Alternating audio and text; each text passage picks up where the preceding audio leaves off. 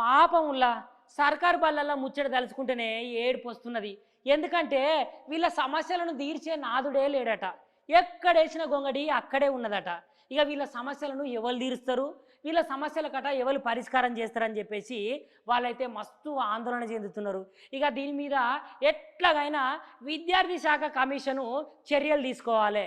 చర్యలు తీసుకొని ఈ సర్కారు పాఠశాలను బాగుపరచాలని ఇవాళ ఏబీవీపీ నాయకులందరూ కలిసి ధర్నా చేపట్టిరులా. ఇక ఈ ధర్నా కార్యక్రమంలో గా ఏబీవీపీ కార్యకర్తలను గా ఏబీవీపీ నాయకులను అయితే పోలీసులట పట్టుకపోయారట. మరి ఈ ముచ్చటేందో ఒకసారి మనం చూద్దామా?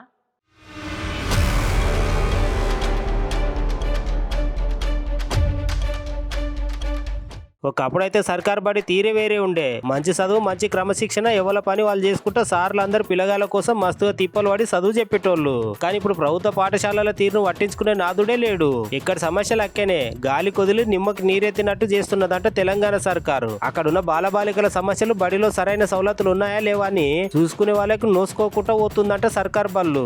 గందుకని ఇయాలి రాష్ట్ర ప్రభుత్వాన్ని ప్రభుత్వ విద్యాశాఖ కమిషన్ అడిగేటందుకు ఏబీవీపీ వాళ్ళు ధర్నా చేసిర్రు. ఇట్లా విద్యార్థి సమస్యల మీద పోరాటం చేసినందుకు వాళ్ళందరినీ అరెస్ట్ చేసి తీసుకుపోతున్నారు. అయితే ఈ ముచ్చటి ఇయాల లకడీ కపుల్లో జరిగింది. అక్కడ ఉన్న సర్కార్ పాఠశాల విద్యాశాఖ కమిషనర్ కార్యాలయాన్ని ఏబీవీపీ విద్యార్థులు నాయకులందరూ కలిసి ముట్టడించినందుకు వాళ్ళ మీద అతి ఘోరంగా పోలీసులందరూ కలిసి బలవంతంగా వ్యాన్లు ఎక్కించుకొని తీసుకొని పోయిండ్రు. కొంచెం సేపటి దాకా ఏబీవీపీ విద్యార్థుల నాయకులకు పోలీసులకు మధ్య ఘర్షణ జరిగింది. అయినా ఇదేందుల్లా విద్యార్థుల కోసం సర్కార్ బల్ల కోసమే కదా వీళ్ళందరూ పోరాటం చేసేది. గట్లాంటిది ఏబీవీపీ నాయకులు అందరినీ అరెస్ట్ చేసి లోపలేసుడు తప్పు కదా అని వీడియో చూసిన జనాలు అందరూ అంటున్నారు.